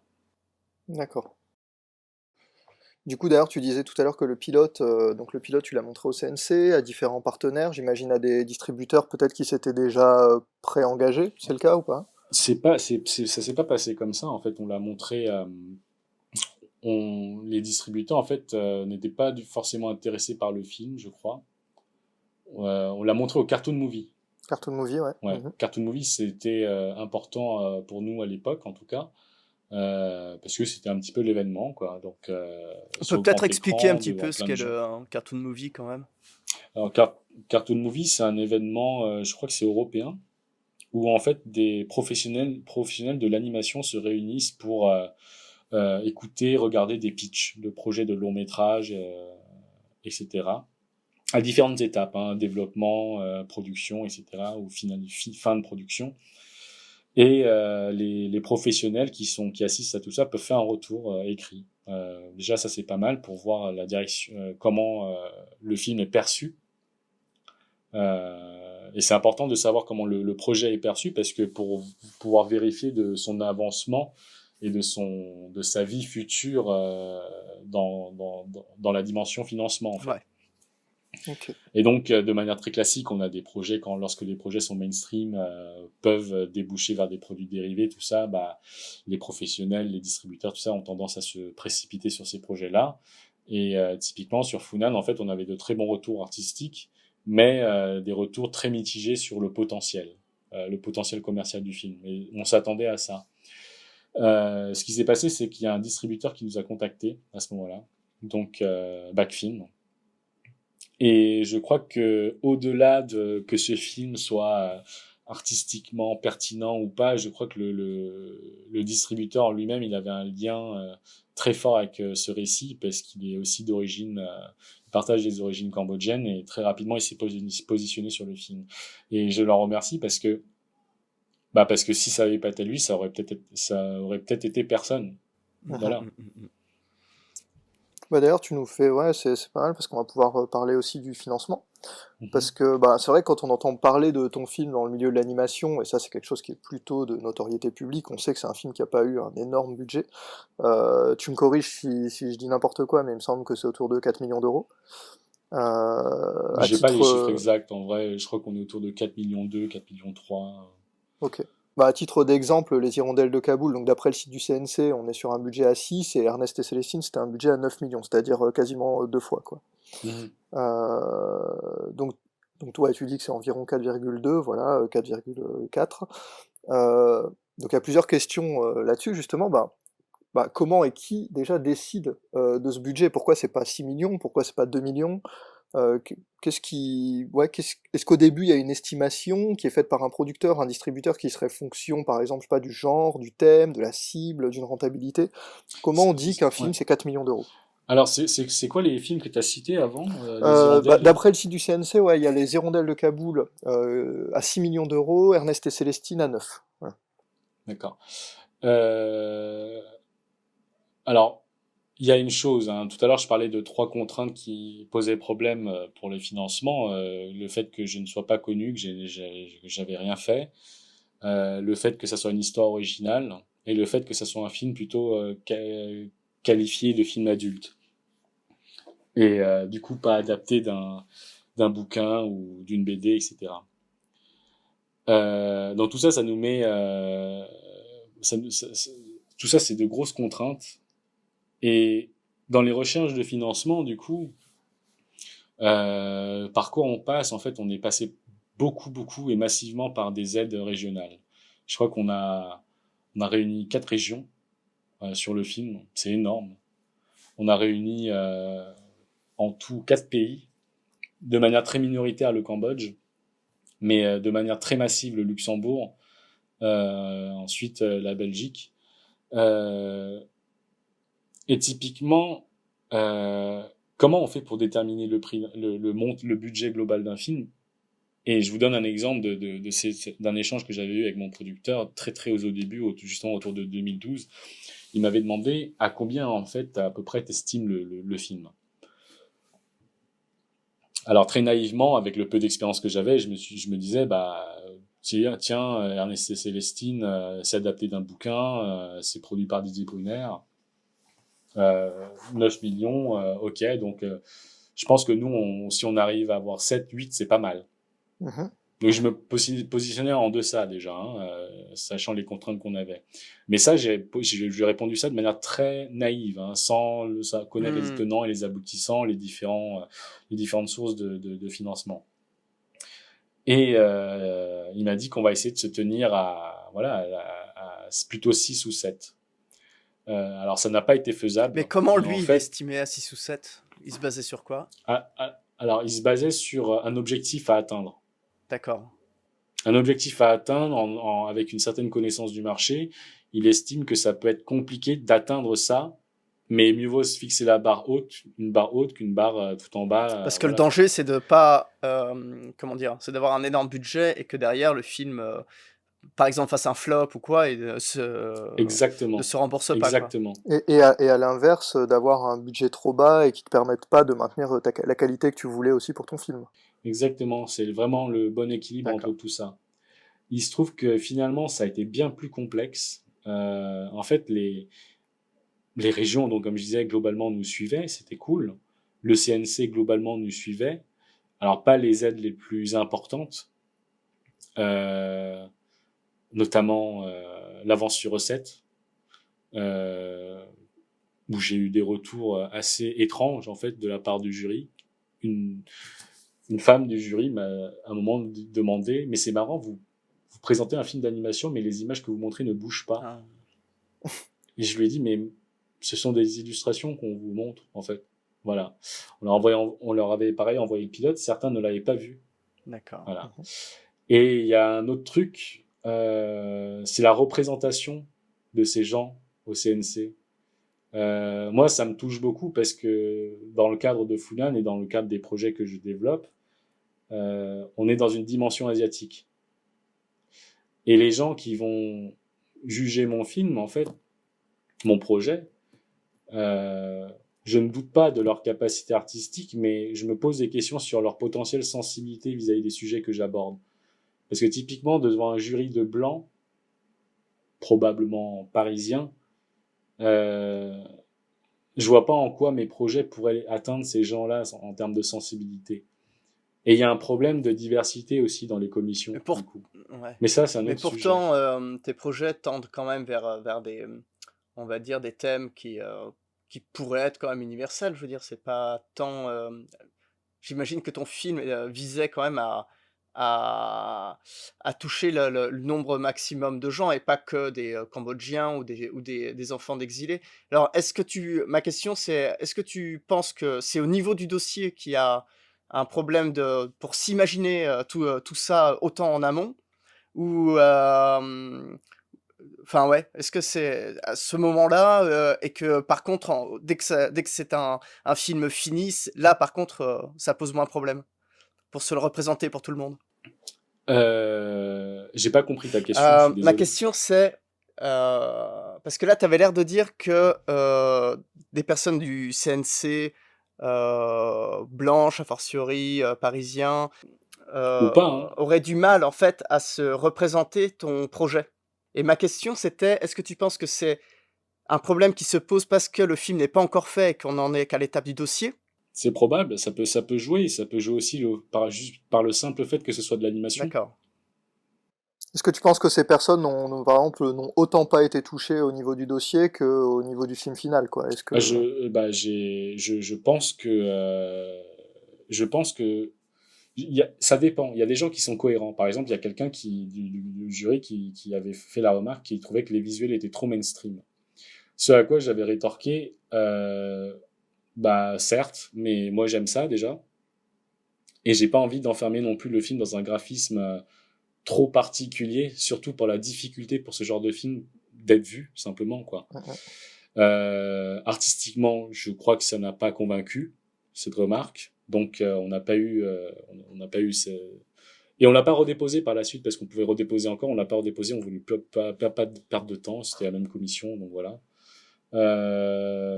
Après, il me semble que cette personne a été touchée par le film en l'ayant vu, mais est toujours restée sur l'idée que le D'accord. visuel était mainstream. Donc c'est tout à son honneur, c'est très cohérent. Mais voilà, quand on est membre de commission, qu'on envoie un pilote des dossiers, tout ça, j'ai vu des personnes qui visiblement n'avaient pas vu le pilote. Ça, je trouve ça dommage. Ouais, ça c'est... Ouais, complètement. Surtout que c'est pas si long à regarder. Ouais. Mais du coup, alors, donc là, toi, donc ton prod, il dit 6-7, toi, tu disais 7-8 au début. Ouais. Et donc on cherche, et en fait, le gros Ouais. danger, c'est de se dire que si le producteur dit 6-7, ça va être 6-7. C'est pas ça. En fait, j'ai pas d'expérience avec d'autres producteurs, mais nous, en fait, on essaye d'avoir ce qu'on peut. déjà. C'est déjà pas mal, en fait. Mhm. Donc, on dépose le dossier au plus d'endroits possible, aux commissions, etc. Alors, c'est pas forcément non plus au plus d'endroits possible. Il y a une stratégie derrière, parce qu'il y a certains endroits où on dépose, on peut plus déposer ailleurs, etc. Mais voilà, l'idée c'est d'avoir ce qu'on peut avoir. Et ce que me dit mon prod, je trouve qu'il a quelque part raison, c'est que le budget du film qu'on arrive à réunir, c'est ce que le marché, c'est le montant que vaut le film selon le marché à un instant T. Mhm. Hmm. Voilà. Et il y a pas à être triste ou pas vis-à-vis de ça. Typiquement, je vois la typologie de film que je veux faire. Je vois très bien que c'est pas on va pas du jour au lendemain taper des produits dérivés et enfin faire du commerce avec. Donc c'est quelque chose que j'accepte. Soit on raconte ce qu'on veut raconter, on y va sans compromis et on assume les conséquences. Hmm. Soit on le fait Ok. pas. D'accord, bah du coup, en fait, quand on te dit, bon, bah finalement, je sais pas comment ça tombe d'ailleurs, à un moment, tu sais que voilà, le plan de financement évolue, et puis à un moment, ça commence à se cristalliser autour de 4 millions C'est ça. d'euros. Du coup, à ce moment-là, toi, ton état d'esprit, il est, enfin, même au moment où tu apprends ça, pas aujourd'hui, a posteriori, mais au moment où tu apprends ça, t'es dans un état d'esprit qui est comment, par rapport à la qualité? Il y a une Est-ce grande que tu peur. t'es dit, ça va le faire? Et est-ce que tu as dû faire des choix, voilà, précis par rapport à ça? Alors il y a une grande peur parce qu'à ce moment-là, on réalise que, notamment tout à l'heure on parlait du pilote, on réalise que ce qu'on a fait sur le pilote, on peut pas le faire. Ouais. Voilà. On réalise aussi qu'il y a des parties du scénar qu'il va falloir couper. Pas pour une histoire de Hmm. longueur forcément, mais pour des histoires sur cette scène, il y a trop d'action, il y a trop de ceci, cela, il faut repenser les choses autrement. Et donc les grosses contraintes, elles sont surtout économiques simplement. Et et après il y a, je pense qu'il y avait toujours encore une bonne grosse dose de naïveté qui fait que moi j'ai tendance à dire aux gens autour de moi, t'inquiète, on va le faire, pas de galère. Ah bon, tu fais ça, toi? Ça me dit Ouais. rien. Et j'ai beaucoup fait ça avec la directrice de prod. Je leur ai dit que, par exemple, tout le département de lieu de décor, j'allais le faire. Et je reste toujours dans l'idée que ça aurait été faisable. Donc tu es victime de tes propres paroles, d'accord, ok. Mais je m'attendais pas à ce qu'on ait autant de choses à corriger Mm, mm, par mm, la mm. suite. Et voilà, c'est devenu l'embouteillage. Et bizarrement, c'est pas tant le montant qui compte. Je pense qu'autour de 4 millions, on peut faire des choses très honnêtes, très honnêtes graphiquement, artistiquement. La problématique, c'est où est-ce qu'il faut dépenser ces montants-là. Ouais, bah ça, on va en parler un peu plus tard aussi, l'aspect un peu coprod. Euh, mais Ouais. là, bah, si ça vous va, on peut parler du storyboard. Moi, je me rappelle qu'avant de faire le storyboard, tu nous disais que Mhm. toi, ton film, c'était pas le livre de la jungle et que tu voulais absolument pas qu'il fasse moins d'1h20. Ça nous a fait beaucoup rire, mais t'avais l'air sérieux à ce moment-là. Et ton film, à l'arrivée, il fait 1h22. Alors voilà, est-ce que c'était vraiment si important T'es sûr qu'il fait pas 1h24? Je crois que c'est 1h22 ou 1h23. Je crois qu'il fait 1h26 avec le générique de Mais fin. en quoi c'était si important pour toi et est-ce que t'as dû lutter pour convaincre qu'il fallait cette durée-là pour ton film? Non, j'ai pas lutté. En fait, ce qui s'est passé, c'est que, alors déjà, pourquoi je voulais pas qu'il fasse 1h15, c'est que, je sais pas, en fait, psychologiquement, c'était dur. Ça faisait C'est pas génial. assez long, en fait. C'est drôle. Voilà. Je trouvais que ça faisait pas sérieux de faire un film. Je me suis dit, en prise de vue réelle, Ouais. C'est qui vrai, fait des 1h15, films c'est d'une heure presque un 15 court-métrage, hein. Pourquoi on anime, on est obligé de faire ça, quoi. Et donc je suis parti de la réunion. On était en réunion avec le prod et la dire de prod qui essayait de me convaincre que ça allait être 1h15, 1h10 même. 1h10. Ouais. Et je lui dis ok et je m'en vais. Et je suis vraiment parti, sorti du café, je suis rentré chez moi. Et voilà, donc je fais le storyboard. Et le storyboard, ce qui s'est passé, c'est que je l'ai monté d'une certaine façon. Et en fait, il se trouve que quand on a des dessins très roughs, on tolère en fait des scènes qui passent rapidement. Mais une fois que plus les images se finalisent, c'est-à-dire avec des décors en couleur, de l'animation colorisée, etc., plus le regard a besoin de temps pour tout regarder. Et donc, les plans se C'est rallongent. intéressant, ouais. Ok. Ouais. Et donc, ce qui se passe, c'est que j'ai fait un storyboard de 1h08 et je l'ai montré à la prod et à la directrice de prod. Ils m'ont dit go. J'ai fait OK. Ouais. Et quelques mois après, je travaille dessus. On est en plein dans la pré-production. Il y a un monteur qui arrive et on rallonge tout. Et on finit à 1h15 et quelques. Et j'ai une fiche à côté de moi qui calcule en fait la durée des poses fixes de tous les personnages dans chaque plan. Et je montre ça à la dire de prod, je lui dis, les poses fixes, c'est que des poses fixes que je rallonge, l'animation ne rallonge pas. Et elle me fait, ah bon? Je fais, bah oui, bah regarde, et on voit ça sur quelques plans, et du coup, elle me fait confiance. Et au final, on rallonge, 1h22, 1h23. Donc ça, Voilà. c'était ton plan vraiment depuis le début, là, du storyboard. Oui, Tu nous avoues que c'est ton plan machiavélique depuis le début? exactement. Exactement. Parce que je passais mon temps à dire de prod que je peux rallonger le film à fond sans que ça vous coûte plus, en Ah, je fait. vois. Mm, mm, mm. Mhm. Moi, j'ai une petite question d'ailleurs là-dessus. C'est les prods qui disent, donc la directrice de production, qui te dit voilà, ça va durer tant. Avec Sébastien, j'imagine aussi, qui dit ça va durer tant de temps. Euh, alors, eux, quand ils disent ça doit durer 1h15 et pas plus, est-ce que c'est à cause du budget? Moi, j'ai vu sur une autre production aussi des producteurs qui voulaient réduire la durée du film à 1 heure, je me rappelle plus, c'est 10 ou 15, parce que ça permettait de programmer une séance de plus par jour dans un cinéma. Ou est-ce que. Enfin, c'était fonction de quoi, en fait, cette histoire d'1h15 pour eux? C'était que du budget? Bah, t'as tout dit, en fait. C'est en fonction du budget et c'est aussi en fonction de ce que les exploitants, apparemment, leur manière de programmer le film, tout ça. Mais cette excuse des exploitants, genre programmer le film plusieurs fois, etc., franchement, quand je vois les films que je veux faire, c'est plus une excuse que je vais prendre en compte. Parce que quand on reviendra dessus par la suite, hein, mais des exploitants qui ont montré le film 1 ou 2 fois par jour, Ouais, j'aurais on fait va plus long. revenir là-dessus un peu plus tard, ouais. Ouais, tout à fait. Et donc là, on voulait parler des storyboards ou pas? Ouais, le fait que Bah tu ouais, l'aies ouais, fait tout carrément. seul, ouais, ça c'est... Enfin, en tout cas, c'était ta volonté. Est-ce que ça a vraiment été le cas, du coup? Est-ce que t'as... C'était pas forcément ma volonté dès le début, en fait. C'est surtout que je voyais que ça prenait du temps, la recherche de financement, et que voilà, on était sous contrainte en termes de budget. Et c'était un département qui allait prendre beaucoup en fait dans le budget du film. Du coup, j'ai décidé de l'extraire du budget du film, c'est-à-dire de tout faire tout seul sans être rémunéré. Et du coup, en conséquence, le storyboard n'a rien coûté au film. Enfin, n'a rien coûté au budget du film. Ce qui n'aurait pas été le cas si j'avais réuni une équipe, etc. Et en le faisant tout seul, je me suis rendu compte que, évidemment, il y avait forcément des petites maladresses, des choses comme ça. Mais petit à petit, je me suis attaché à une idée, c'est que c'est la signature en fait, simplement. Peu importe les maladresses, peu importe ce qui arrive en fait dans le découpage qu'on met en place, dans le rythme qu'on met en place, on signe véritablement en fait un film en faisant son storyboard en fait.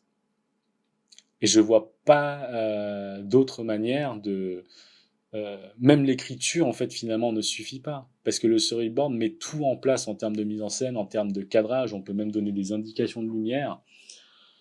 Donc c'est vraiment cette étape-là où on signe un film en fait. Je pense que c'est là où le réalisateur en tant qu'auteur s'exprime. Donc ça, c'est une idée que que tu vas conserver pour tes futurs films. Exactement. Exactement.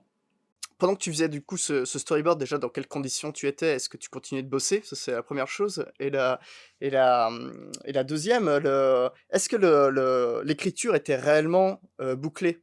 Et est-ce que le storyboard était, tu le faisais en sachant qu'il était voué à évoluer encore?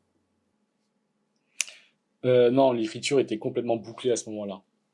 On revenait pas dessus. En tout cas, il n'y avait pas besoin de revenir dessus parce que les modifications par rapport au scénario que j'ai opéré durant le storyboard, c'est dans mon coin. C'est en tant que réalisateur que je faisais ça. Il n'y avait pas nécessairement besoin de réadapter le scénario par rapport au storyboard. Ça n'a pas de sens. Donc sur ce point-là, c'était très clair.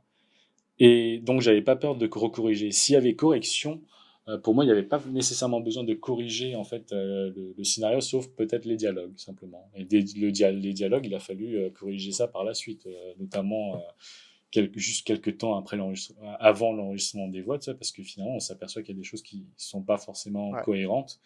Mais le storyboard, une fois qu'il est fait, et comme j'étais quand même pas mal le seul maître sur le navire, euh, finalement, peu de gens ont pu, se sont permises de dire c'est pas comme ça, ce sera plus comme ça, etc. Ce qui ne m'a pas empêché de demander l'avis de mes co-auteurs, de modifier éventuellement des choses, tout ça. Hein. Je suis pas, l'idée c'est pas d'être obtus. Je veux dire, quand on est auteur, le fait d'être auteur, ça nous autorise pas à nous couper Ouais, du parce que monde là, non très plus. Hein. concrètement, à ce moment-là, tu bosses en studio, tu bosses chez toi, Je bosse chez moi. Je bosse chez moi. Il y a pas de, on n'a pas de studio à ce D'accord, moment-là. Hein. D'ailleurs, à l'époque, il y avait certainement pas de studio. En fait, je bossais de chez moi et puis après, on est parti au Luxembourg d'accord. directement. Je bossais chez moi dans ma chambre. Voilà, ça a pris ouais, pas mal de mois. Et Pour je faire la bossais. V1, c'est ça? Pour la V1, ça m'a pris 7 mois. Pour la V2, ça m'a pris 8 Ah. mois. J'avais fait une V1 en fait, et Michael, on avait des stagiaires à un moment on avait loué des ordi à Caribara pour accueillir des stagiaires. Et à un moment, j'entends Michael tiquer. Il dit un truc qui me fait tiquer plutôt. Il dit aux stagiaires, ouais, Benjamin Reiner, le réalisateur d'Ernest et Célestine, lui, il anime ses storyboards, au moins. Et moi, du coup, j'avais tout fait sur papier. Ça m'a piqué. Je me suis dit, bon, bah, il faudra faire bouger ça, sinon, c'est pas possible, quoi. Et voilà, j'ai fait une autre passe de correction et j'ai fait bouger un petit peu les images cette fois-ci. Ça m'a pris 8 Et mois tu l'as bossé supplémentaires. comment dire, t'as fait du storyboard monté, en fait. C'est ça, c'est ça. Sur papier, on fait du pré-deck, ouais, mais faut le monter. En fait, il faut sentir le mouvement et le rythme en même temps. Je pense que c'est important. Les coupes, tout ça. La durée, ouais. Exactement, À l'issue de la exactement. V1, quand tu dis que tu as fait une V2, j'imagine que tu as refait beaucoup de choses pour la V2. Ouais, ouais, ouais. Et à l'issue de la V1, tu étais dans un état d'esprit où tu t'es dit, parce que c'était ton premier board, enfin ouais, aussi long que ça, c'est hyper, ouais, ça doit être très difficile. Et du coup, à l'issue de la V1, tu t'es dit, c'est bon, j'ai l'énergie, je me relance dans une V2 tout seul. T'as pas douté de te dire que t'allais le faire tout seul, ou tu t'es dit, enfin, comment ça s'est Non, passé? justement, après la V1, il fallait que je fasse ça tout seul. J'étais convaincu que, en tant que réalisateur, il fallait faire le storyboard tout seul. Ok. Ouais, vas-y, vas-y. Parce que c'est vraiment important, je trouve, c'est que quand on est, en tout cas, quand on se dit auteur, euh, quand on, déjà, il faut avoir participé à l'écriture. Euh, il faut avoir participé à l'écriture pour vraiment aussi se sentir à l'origine de l'essentialité de ce qu'on veut raconter. Et ensuite, quand on passe à l'image, je veux dire, toute la mise en scène se fait au storyboard. Il suffit pas, je pense que je, je- c'est compliqué pour moi, je pense, de demander à des storyboarders de pondre des images et juste de valider, de rebondir, etc. Je pense à cette étape-là, c'est ma vision qui doit primer. Mhm. Avec ou sans erreur, avec ou pas des maladresses, mais c'est ma vision qui doit primer. Ok. Sinon, pour moi, être réalisateur, c'est pas juste valider des choses. D'ailleurs, sur un point de vue technique, t'as utilisé, enfin, ton premier, je me rappelle, tu nous avais montré la première version de ton board qui était genre en valeur de gris et tout, enfin, c'était bien ça, hein, c'était très très poussé. Après, il y a eu une V2 qui était aussi poussée. Finalement, t'as quasiment layouté le storyboard, quoi. Enfin, c'était un Oui, storyboard vraiment très poussé. Et est-ce que, a posteriori, qu'est-ce que tu penses de ce choix, en fait? Est-ce que ça a été vraiment utile? Est-ce que c'est quelque chose que tu vas refaire, ou voire accentuer? Enfin, comment tu vois la je vais chose? l'accentuer à mort même en fait, parce que sur la structure de production sur lequel on viendra par la suite, plus en fait le storyboard, l'animatique, je préfère qu'on parle d'animatique plutôt d'ailleurs, plus l'animatique sera poussé en termes d'intention, a priori, moins il y aura de questions, de questionnements en tout cas, dans tous les sens de la part des équipes dispersées. D'accord, donc tu vas privilégier, par exemple, de mettre plus de budget au moment de la pré-pré-prod, c'est-à-dire du storyboard, euh, et quitte à faire plusieurs versions de storyboard de plus en plus poussées, seul ou en équipe réduite, et faire intervenir les gens plus tard. Bah, déjà, je vais privilégier le fait de pouvoir être payé en faisant un storyboard sur mon film. Ce sera déjà pas mal. Et ça suffira, en fait. Il n'y aura pas besoin de... C'est un message pour... Ce sera pas plus de budget ou quoi que ce soit. Ce sera juste rémunéré. Et ensuite, ça ira. Il y a une chose que j'aimerais savoir, c'est ta première animatique, justement, la première fois que ton storyboard, tu l'as fini et t'as regardé ton propre film, finalement. Ça a été quoi ton ressenti moi, à titre personnel, il y a quelques années, quand j'ai fait un court-métrage, la première animatique que j'ai regardée, je me suis dit, c'est une catastrophe. Et j'ai corrigé énormément de choses très rapidement par la suite, mais et le film c'est grandement amélioré, mais le premier montage m'avait vachement attristé en fait. Peut-être parce que j'étais confronté à d'un coup la réalité de ce que j'avais fait. J'aimerais bien savoir, toi, du coup, ton ressenti à ce moment-là. Alors, j'ai pas ressenti de tristesse. J'ai ressenti et j'ai ressenti tout au long de la production, par ailleurs, du doute. Et en fait, je ne partageais pas forcément ce doute avec les équipes. Devant les équipes, je faisais très souvent semblant de tout va bien, je sais vers où on va, etc. T'inquiète, je gère, du coup. Ton leitmotiv. Ouais, et ouais, c'était comme ça. Et les gens qui étaient au plus proche de moi, c'est-à-dire mes co-auteurs, la production, eux, s'ils avaient un truc à dire, ils le disaient, hein, il n'y avait pas de souci. Et c'est eux, principalement, ces personnes-là qui m'ont fait des retours.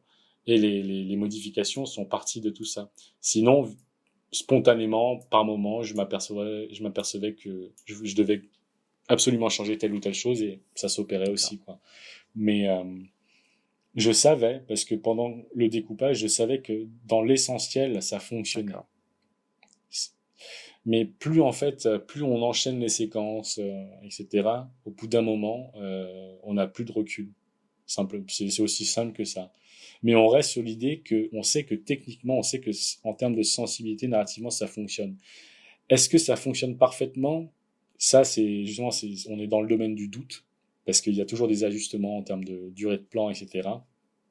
Et c'est à ce niveau-là, typiquement, que moi, j'en attendais beaucoup d'un monteur. Je suis un monteur qui amène du recul, qui vient avec sa distance et qui vient tamponner le tout pour tirer les choses. Donc là, tu as ressenti le besoin de le montrer, ce storyboard et cette animatique à d'autres gens à ce moment-là. Peut-être même en dehors de la prod. Oui. Je pense que c'est... Oui, il y a toujours le besoin de le montrer pour faire valider en fait ce qu'on en pense aussi. Et si c'est compréhensible. Et voilà, exactement. Je pense que tout le monde fait ça de toute façon. Voilà, pour pas juste passer à côté de quelque chose, quoi. Ok. On peut peut-être enchaîner avec une autre musique. Qu'est-ce qu'on avait, Edine ? On en a une qui a l'air sympa, là. C'est des musiques rock des années 60-70 Khmer que tu nous as envoyé là. Ouais. Ouais, on peut se mettre ça a l'air cool. Ça me va. Je vous conseille une chanson qui s'appelle... comment ? Attends, faudrait que je vous l'écrive parce que sur la prononciation, c'est pas ça. Tu peux nous le chanter si tu veux. Je suis très mauvais.